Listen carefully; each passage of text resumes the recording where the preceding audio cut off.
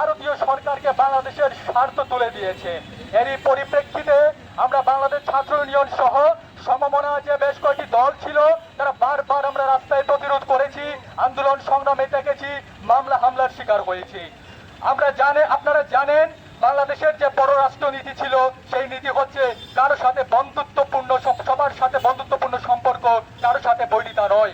একটি স্বাধীন দেশ যে 30 লক্ষ শহীদের রক্তের বিনিময়ে স্বাধীন হয়েছে, সেই একটা দেশ যখন পার্শ্ববর্তী দেশের সাম্রাজ্যবাদী আগ্রাসনের মুখোমুখি হয়, অথচ সেই দেশের পররাষ্ট্র নীতিটাকে কারো সাথে, সবার সাথে বন্ধুত্ব, কারো সাথে শত্রুতামূলক শত্রুতা নয়। এটা কিভাবে একটা স্বাধীন দেশের পররাষ্ট্র নীতি হতে পারে? আমরা এই পররাষ্ট্র নীতির তীব্র নিন্দা জানাই।